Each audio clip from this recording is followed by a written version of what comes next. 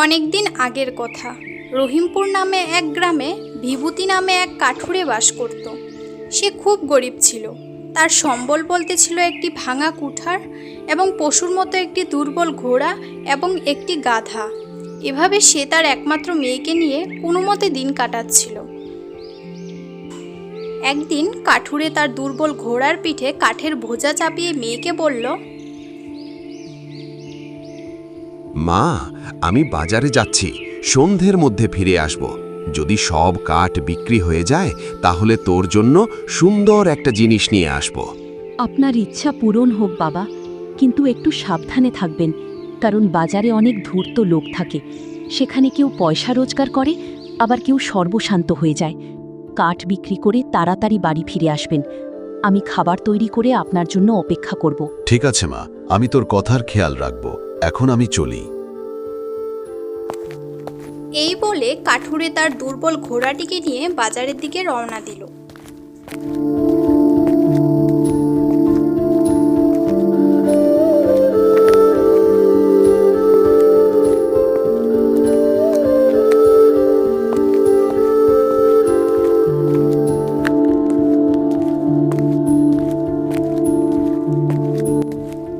কিছুক্ষণ পর বাজারে পৌঁছে একপাশে দাঁড়িয়ে খদ্দের ডাকতে লাগলো। কাঠ নিয়ে যান, কাঠ, শুকনো কাঠ নিয়ে যান, খুব ভালো কাঠ। কাঠ নিয়ে যান, কাঠ, শুকনো কাঠ নিয়ে যান। অনেকক্ষণ পর এক ধনী ব্যক্তির নজর সে কাঠুরের উপর পড়ল। সে মনে মনে ভাবল, আরে বাহ, এই হতদরিদ্র বুড়োটাকে তো সহজেই ঠকানো যাবে। ওকে দেখে তো জন্ম থেকেই বোকা মনে হচ্ছে। এই ভেবে সে ব্যক্তি কাঠুরের কাছে এসে বলল, ওহে কাঠুরে, সব কাঠ বিক্রি করবে নাকি? অবশ্যই বিক্রি করব মহাশয়, কিন্তু দাম কি দেবেন? তুমিই বলো, কি দাম চাও? 2টি রূপোর মুদ্রা। 2টির ওপর মুদ্রা তো অনেক বেশি। আচ্ছা, কাঠগুলো যে অবস্থায় আছে সেই অবস্থাতেই বিক্রি করবে তো? করব মহাশয়, এতে আমার আর কি আপত্তি থাকতে পারে? তাহলে ঠিক আছে, এই নাও 2টি রূপার মুদ্রা, আর তোমার এই দুর্বল ঘোড়াটিকে নিয়ে আমার পিছন পিছন চলো। ঠিক আছে, চলো। মুদ্রা দুটি নিয়ে কাঠুরে বিভূতি তার ঘোড়াকে নিয়ে লোকটির পিছনে চলতে লাগলো।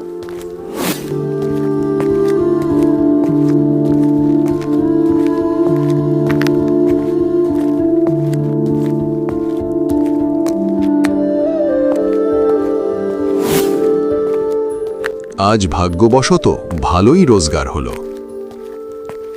এই ভাবতে ভাবতে সে লোকটির পিছনে যাচ্ছিল।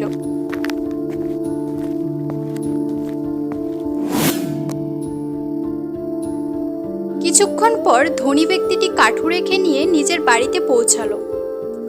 কাঠগুলো এখানেই রেখে তুমি এখন যাও। এই বলে কাঠুরে সে তার ঘোড়ার পিঠ থেকে কাঠ নামানোর চেষ্টা করলো। অমনি সে ব্যক্তিটি উচ্চস্বরে বলতে লাগলো, দাঁড়াও, এটা কি করছো? মহাশয়, আমি তো ঘোড়ার পিঠ থেকে কাঠ নামাচ্ছিলাম যাতে ঘোড়াটিকে নিয়ে যেতে পারি। আরে বদমাশ, তোর কি চুক্তির শর্ত মনে নেই যা তুই কাঠ বিক্রির সময় আমার কাছে স্বীকার করেছিলি? কি শর্ত মহাশয়? আমি তো কিছু বুঝতে পারছি না। আমি তো আপনাকে 2টি রূপোর মুদ্রার বিনিময়ে সব কাঠ বিক্রি করেছি। শুধু সব কাঠ নয়, বরং মুদ্রার বিনিময়ে তুই আমাকে তোর ঘোড়াও বিক্রি করেছিস। তুই কি এই শর্তে কাঠ বিক্রি করতে রাজি হসনি যে কাঠগুলো যেই অবস্থাতেই আছে সেই অবস্থাতেই বিক্রি করবি? মহাশয়, আপনি কি বলছেন? শর্ত অনুযায়ী এখন এই ঘোড়া আমার। তুই তোর দাম পেয়ে গেছিস, এখন এই ঘোড়া আমার। না না, এমন বলবেন না মহাশয়। আমি গরিব মানুষ, আমি তো বরবাদ হয়ে যাব। এমন করবেন না মহাশয়, আমার পেটে এইভাবে লাথি দেবেন না মহাশয়। কাঠুরে অনেক অনুরোধ করলো, কিন্তু ব্যক্তিটি তার একটি কথাও শুনল না, বরং আশেপাশের লোকেদের জড়ো করে ফেলল।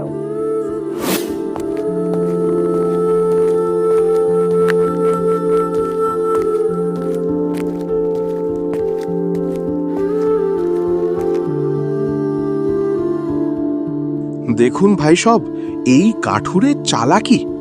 আগে চুক্তি করলো আর এখনো অস্বীকার করছে, আবার আমার উপরই জোর দেখাচ্ছে। এ কি দয়ার যোগ্য? না না, একদমই না। তাহলে এই মিথ্যাবাদী কাঠুরের সাথে কি করা উচিত? ভাই, আমার কথা শোনো, ওকে গ্রাম প্রধানের কাছে নিয়ে চলো। হ্যাঁ, এটাই ঠিক হবে।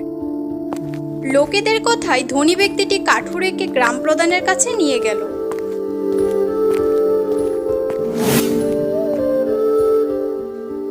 গ্রাম প্রধান ছিলেন সেই ধনী ব্যক্তিটিরই ঘনিষ্ঠ বন্ধু।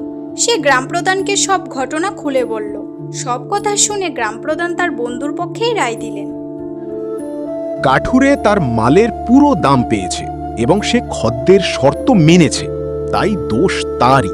এখন ঘোড়ার ওপর তার কোনো অধিকার নেই। হায় প্রভু, এখানেও আমি বিচার পেলাম না।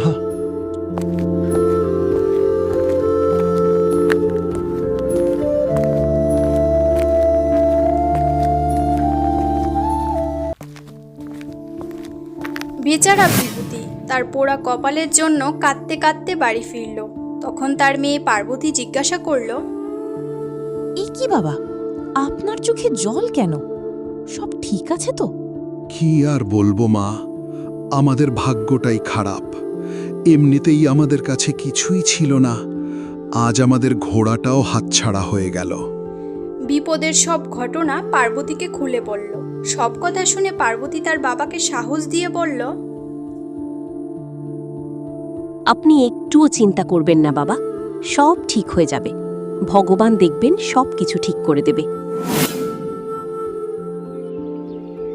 কিন্তু সকালে বিভূতির অনেক জ্বর আসায় বিছানা থেকে উঠতে পারল না। বাবার অবস্থা দেখে পার্বতী বলল,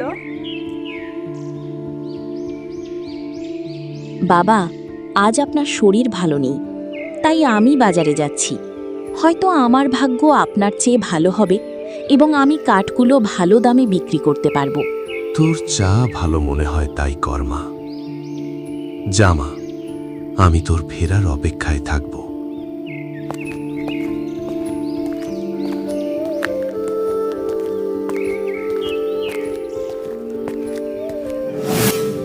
মেয়ে পার্বতী তার গাধার পিঠে কাঠের বোঝা চাপিয়ে বাজারের দিকে রওনা দিল। যদি সেই বেঈমান ধনী লোকটা আমাকে পায়, তাহলে আমি ওকে জন্মের মতো শিক্ষা দেব। কাঠ নিয়ে যান, শুকনো কাঠ সস্তায় নিয়ে যান। কাঠ নিয়ে যান, শুকনো কাঠ সস্তায় নিয়ে যান। সেই দিনও সেই ধনী ব্যক্তি কাউকে ঠকানোর উদ্দেশ্যে বাজারে এসেছিল। সে কাঠ বিক্রি করতে থাকা পার্বতীর দিকে তাকালো। বাহ, ভগবান আজ আবার একটা শিকার আমার জন্য পাঠিয়ে দিয়েছে।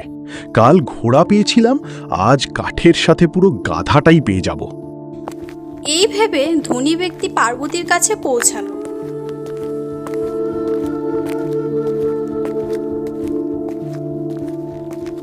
ওহে মেয়ে, নিজের কাঠগুলো বিক্রি করবে নাকি? কি দাম এগুলোর? 3টি রূপোর মুদ্রা মহাশয়। দাম তো বেশি, একটু কম করবে না? 4টি মুদ্রা দিয়েও এই যুক্তি আপনার কাছে দামি মনে হবে না মহাশয়। কাঠগুলো একেবারে শুকনো। যদি রাজি থাকেন তো বলুন। এই মেয়েটি তো খুব চালাক মনে হচ্ছে। যাই হোক, কোনো ব্যাপার না, এখনই ওর চালাকি সব উধাও হয়ে যাবে। কি ভাবতে লাগলেন মহাশয়? তাড়াতাড়ি বলুন, না হলে আমি অন্য খদ্দের ডাকি। ঠিক আছে, 3টির ওপর মুদ্রায় আমি চুক্তিতে রাজি, কিন্তু এই কার্ডগুলো যেই অবস্থায় আছে সেই অবস্থায় বিক্রি করতে হবে। তুমি কি রাজি আছো? তাহলে সেই বেঈমান ধনী লোক, আজ ওর রক্ষা নেই। এমন প্রতিশোধ নেব যে সারা জীবন মনে রাখবে। ওই নে, তাড়াতাড়ি উত্তর দাও, আমার কাছে ফালতু সময় নেই। ঠিক আছে মহাশয়, বিক্রি করে দেব, কিন্তু আমারও একটা শর্ত আছে। সেটা হলো, আপনিও আমাকে টাকাটা ঠিক সেই অবস্থাতেই দেবেন যে অবস্থায় সেটা থাকবে। পার্বতীর কথা শুনে ধনী ব্যক্তি মনে মনে চমকে উঠল, কিন্তু পরক্ষণেই কিছু একটা ভেবে হেসে বলল, ঠিক আছে ঠিক আছে, আমি তোমার শর্তে রাজি। দেরি না করে তোমার গাধাটাকে নিয়ে আমার পিছনে পিছনে চলো। পার্বতীও তার গাধাটাকে নিয়ে ধনী ব্যক্তি যমুন দাসের পিছনে চলতে লাগলো।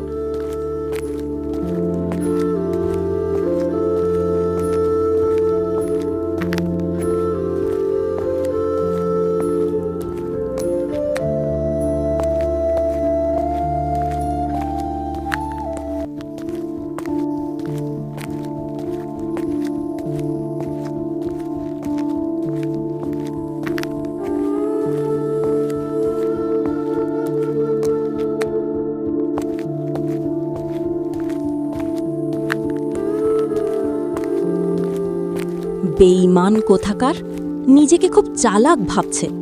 যখন আসল সত্যিটা সামনে আসবে না, তখন রক্তের কাদা কাঁদবে। তারপর পার্বতী ধনী ব্যক্তিটির বাড়িতে পৌঁছালো। মহাশয়, কাঠগুলো কোথায় রাখবো? আরে বোকা মেয়ে, তুই কি চুক্তি করেছিলি? শর্ত ভুলে গেছিস নাকি? আমি মনে করিয়ে দেব।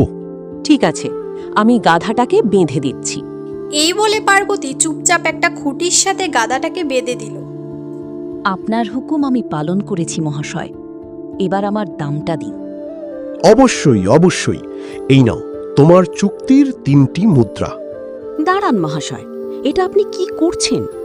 চুক্তি অনুযায়ী আপনি কাঠগুলো যেই অবস্থায় ছিল সেই অবস্থায় কিনেছেন, এবং কাঠের সাথে আমার গাধাটাও আপনি পেয়ে গেলেন। কিন্তু আপনিও তো আমাকে কথা দিয়েছিলেন যে আপনি টাকাটা সেই অবস্থাতেই দেবেন যেই অবস্থায় সেটা থাকবে। তাই এই মুহূর্তে টাকাগুলো আপনার হাতের সাথে আছে, অতএব আপনি মুদ্রার সাথে সাথে আপনার একটা হাতও আমাকে দিন। শর্ত ও চুক্তি অনুযায়ী আপনাকে এটা করতেই হবে। দিন, মুদ্রার সাথে আপনার একটা হাতও দিন। পার্বতীর কথা শুনে ধনী যমুনদাসের হুঁশ উড়ে গেল। কি বলছিস তুই? তোর এত সাহস? আমি বলছি বেরিয়ে যা আমার বাড়ি থেকে। আমি আবুল তাবুল বকছি না মহাশয়, বরং ন্যায়ের কথা বলছি। আপনাকে মুদ্রার সাথে সাথে আপনার একটা হাতও দিতে হবে। তোর এত সাহস? আমি বলছি বেরিয়ে যা আমার বাড়ি থেকে। এভাবে হবে না মহাশয়, এখন তো এখান থেকে আমি আমার অধিকার নিয়েই যাব। এই কথা বলে পার্বতী জোরে জোরে চেঁচাতে লাগলো। ও ভাই বোনেরা, শুনুন, আমার কথা শুনুন। এই বেঈমান ব্যক্তির কাছ থেকে আমাকে ন্যায় পাইয়ে দিন। হে ভগবান, এ তো নেয়ার বদলে দেওয়ার পালা এলো। আরে মেয়ে, শুন তো, আমার কথা তো শুন। এখন আমি শুধু একটাই শর্তে আপনার কথা শুনতে পারি মহাশয়, যে আপনি আগে আপনার একটা হাত কেটে দেবেন।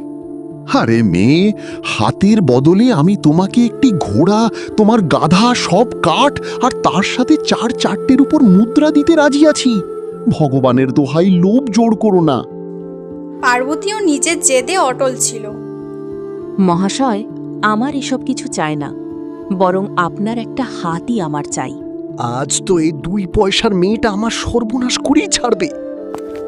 পার্বতীর চিৎকারে পাড়া প্রতিবেশী অনেকেই ওখানে জড়ো হয়ে গেল।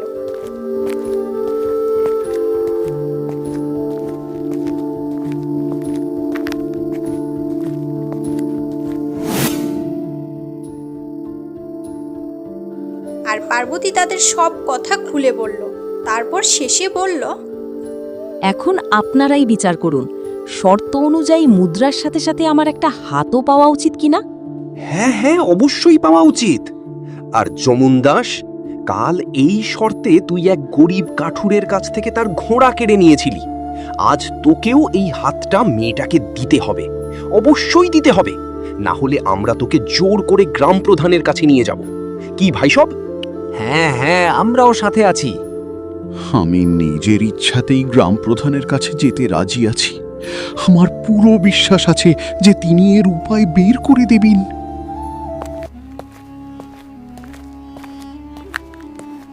সবাই পার্বতী ও যমুনদাসকে নিয়ে তখনই গ্রাম প্রধানের কাছে রওনা দিলেন।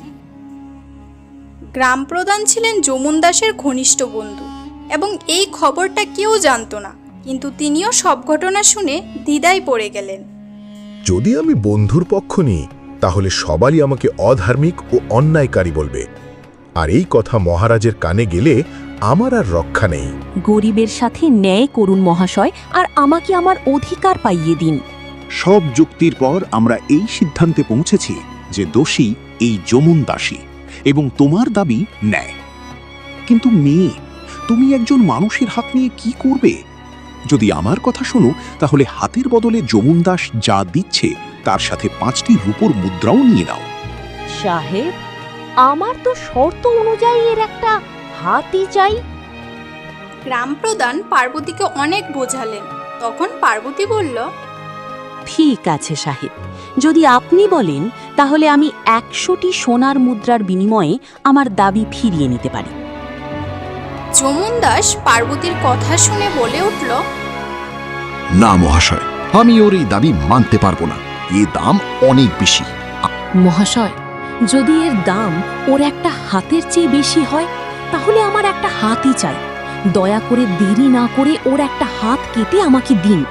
বাড়িতে আমার বাবা আমার জন্য অপেক্ষা করছেন। বেচারা গ্রাম প্রধান তার বন্ধুর জন্য কিছুই করতে পারল না। পরিস্থিতিটা এমন ছিল যে তাকে বাধ্য হয়ে যমুন দাসকে বলতে হলো, যমুন দাস, দোষ তোমারই। শর্ত অনুযায়ী হয় নিজের হাত কেটে দাও অথবা 100টি সোনার মুদ্রা দাও। এটাই আমাদের রায়। গ্রাম প্রধানের রায় শুনে যমুন দাসের পায়ের তলার মাটি সরে গেল। কিন্তু মরণকালে আর কী বা করার থাকে, তাকে পার্বতীর চাওয়া ধনরাশি দিতেই হলো। নে চালাক মেয়ে, এই 100টি সোনার মুদ্রা। কিন্তু এটা ভাবিস না যে তুই আমার চেয়ে বেশি চালাক। মহাশয়, সত্যিটা হলো আমি আপনার চেয়ে বেশি চালাক। বিশ্বাস না হলে পরীক্ষা করে দেখতে পারেন। পার্বতীর কথা শুনে যমুন দাসের মাথায় একটা বুদ্ধি এলো। পাখি তো নিজেই নিজের জালে ফাঁসতে চায়, আর একটা জাল চেলে আমার 100টি সোনার মুদ্রা ফিরিয়ে নিই। আরে বোকা মেয়ে, যদি তোর নিজের চালাকির উপর এতই ভরসা থাকে তাহলে আয় একটা বাজি লাগাই। আমরা দুজনে একটা করে সবার সামনে অবিশ্বাস্য গল্প শোনাব। যার গল্প বেশি মিথ্যা এবং ভালো বলে মনে হবে সেই জিতবে। আমি 1000 সোনার মুদ্রা বাজি রাখছি, তার বদলে তোকে মাত্র 100টি সোনার মুদ্রা লাগাতে হবে। পার্বতীও যমুন দাসের কথা শুনে সঙ্গে সঙ্গে বলে উঠল, ঠিক আছে মহাশয়, আমি রাজি। কিন্তু আপনাকে আরও দুটো শর্ত মনে রাখতে হবে। 1, আমরা কেউ কাউকে মিথ্যাবাদী বলবো না। 2, এখানে উপস্থিত যদি কেউ বলে দেয় যে গল্পটা সত্যি, তাহলে বাজিতে আপনি হেরে যাবেন। এখন বলুন, আপনি রাজি আছেন? আমি এই দুটো শর্তেই তোমার সাথে চালাকির মোকাবিলা করতে রাজি আছি। তাদের এই প্রতিযোগিতার কথা শুনে গ্রাম প্রধান নিজের মনের আনন্দ লুকিয়ে সঙ্গে সঙ্গে বলে উঠল, আমি আর গ্রামের লোকেরা তোমাদের দুজনের মধ্যে বিচার করতে রাজি আছি। তোমাদের গল্প শোনাও। গ্রাম প্রধানের ইঙ্গিত বুঝে যমুন দাস মনে মনে খুশি হয়ে তার গল্প শুরু করল। একদিন আমি আমার ঘরে ভুট্টার 2টি দানা পড়ে থাকতে দেখি। ওগুলো জালানার বাইরে ছুঁড়ে দিই। কিছুদিনের মধ্যে সেখানে অঙ্কুর বেরিয়ে বিশাল ভুট্টার গাছ হয়ে ওঠে। গাছগুলো এত ঘন হয়ে যায় যে যেন একটা ছোট্ট জঙ্গল তৈরি হয়। একদিন আমার 10টা ছাগল সে জঙ্গলে ঢুকে আর বেরোলো না। অনেক খোঁজাখুঁজির পরেও ওদের পাইনি। ফসল কাটার সময় ভুট্টা কেটে ফেলি। ভুট্টার আটা তৈরি করে কিছু রুটি বানাতে বলি স্ত্রীর কাছে। খেতে বসে 2টো গ্রাস খাওয়ার পরই হঠাৎ আমার মুখ দিয়ে ছাগলের ডাক বেরোতে থাকে। চোখের পলকে একে একে আরও 10টা ছাগল আমার মুখ দিয়ে লাফিয়ে বেরিয়ে আসে। আমি হতভঙ্গ। তাদের দেখে বুঝতে পারি এরা সেই হারিয়ে যাওয়া ছাগলগুলোই। এই যেন একটা অবিশ্বাস্য ঘটনা। এখন আপনারা বলুন, আমার গল্প কেমন লাগলো? তোমার গল্পে আমার বিন্দু মাত্র বিশ্বাস হচ্ছে না যমুন দাস। তোমার গল্প একেবারে মিথ্যে। হ্যাঁ, যমুন দাসের গল্প একেবারেই মিথ্যে। এমন আমরা কখনো দেখিনি, শুনিনি, এমন কখনো হতে পারে না। বাহ, কাজ হয়ে গেছে। মেয়েটাকে তো আমার গল্প সত্যি বলতেই হবে, না হলে ওকে হাঁটতে হবে। বাবা মহাশয়, আপনার গল্পটা তো আমার 16 আনা সত্যি বলে মনে হচ্ছে। আপনার মতো চালাক ধনী লোকেদের সাথে তো এর চেয়ে মজার ঘটনাও ঘটতে পারে। আচ্ছা, তাহলে আমি জিতলাম। তাহলে এখন আমার 100টি সোনার মুদ্রা আমাকে দাও আর এখান থেকে মুখ কালো করো। এইভাবে নয় মহাশয়, আগে আপনারা আমার গল্পটাও তো শুনুন, তারপর বিচার হবে কে জিতলো আর কে হারলো। ঠিক আছে, তাহলে শোনাও তোমার গল্প। একবার আমি আমাদের গ্রামের মাঝখানে তুলোর কিছু বীজ পুঁতে দিলাম। পরদিনই সেখানে এক বিশাল তুলো গাছ জন্ম নিল।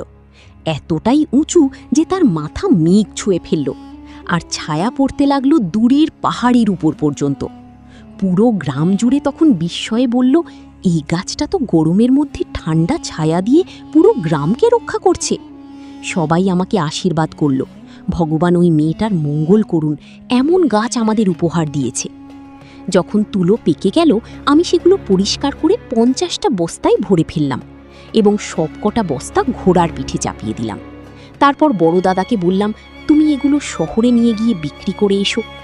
দাদা রওনা দিলেন, কিন্তু 5 বছর কেটে গেল, তার আর কোনো খোঁজ পাওয়া গেল না। সামনে কিছুদিন আগে খবর এলো রাস্তায় কোনো এক ধনী ব্যক্তি তাকে লুট করে মেরে ফেলেছে। পার্বতীর গল্প শুনে সেখানে উপস্থিত সবাই চমকে উঠল। হ্যাঁ সাহেব, আমি খুব ভাগ্যহীনা। আমি তো হত্যাকারীকে খুঁজে পাওয়ার আশায় ছেড়ে দিয়েছিলাম, কিন্তু ভাগ্য আমার সাথে ছিল, আর আমি সেই হত্যাকারী সম্পর্কে জানতে পেরে গেছি। কে কে সে খুনি, সেই বেঈমান? আর কেউ নই সাহেব, এই ধনী ব্যক্তি যে সবার সামনে দাঁড়িয়ে আছে, এই তার ভুট্টার জঙ্গলে আমার দাদাকে হত্যা করেছিল। মহাশয়, যদি আমার কথা মিথ্যে হয় তাহলে যমুন দাস মহাশয়কে জিজ্ঞাসা করে নিন। না না, আমরা তোমার কথা কোনোভাবেই সত্যি বলে মানতে পারি না। মেয়ের গল্পটা একেবারে মিথ্যে মনে হচ্ছে, এটা কখনো সত্যি হতে পারে না।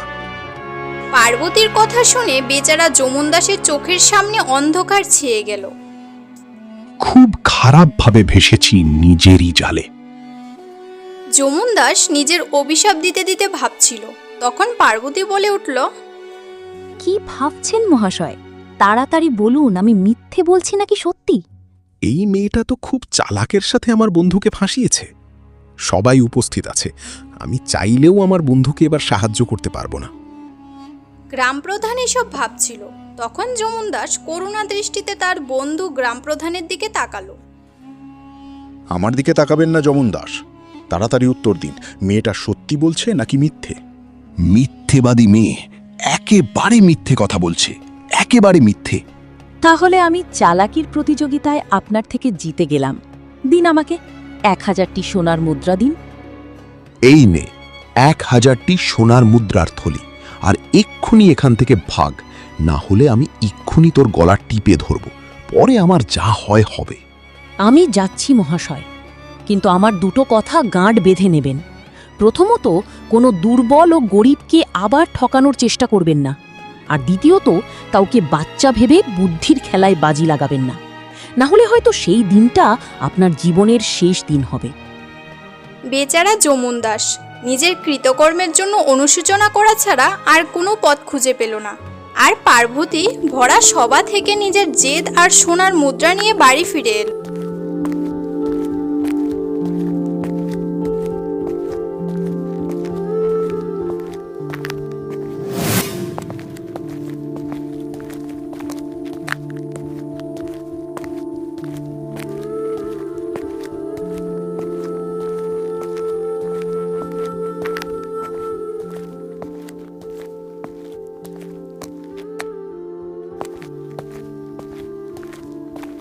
নিজের মেয়েকে গাদা ছাড়া ফিরতে দেখে তার বাবা বলল, আরে, তোর সাথে তো গাধা নেই, আমার মতো তোর সাথেও কিছু হয়নি তো? এই ভেবে বেচারা কাঠুরের হৃদয়ে কোনো অজানা আশঙ্কায় কেঁপে উঠল। কিন্তু যখন পার্বতী তার কাছে সব ঘটনা শোনালো এবং 100টি সোনার মুদ্রা দেখালো, তখন কাঠুরের আনন্দের কোনো সীমা রইল না। কাঠুরে খুশিতে বলে উঠল, আমার আদরের মেয়ে, আমি আজ পর্যন্ত জানতাম না যে আমার মেয়ে এত বুদ্ধিমতী আর বড় হয়ে গেছে। এই গল্প আমাদের শেখায় যে বুদ্ধি, সততা এবং ন্যায়ের শক্তি সবসময় ধন সম্পত্তির চেয়ে বড়। ধনী লোক যমুন দাস তার লোভ ও ধূর্ততার মাধ্যমে গরিব কাঠুরেকে ঠকিয়েছিল, কিন্তু কাঠুরের মেয়ে পার্বতী তার বুদ্ধিমত্তা, ধৈর্য এবং চতুরতার মাধ্যমে সেই ধনীকে তারই শর্তে পরাজিত করল। প্রিয় বন্ধুরা, যদি তোমাদের এই গল্পটি ভালো লেগে থাকে তাহলে অবশ্যই চ্যানেলটিকে সাবস্ক্রাইব করে পাশে থাকা বেল আইকনটি প্রেস করো, যাতে নতুন নতুন ভিডিও মিস না হয়।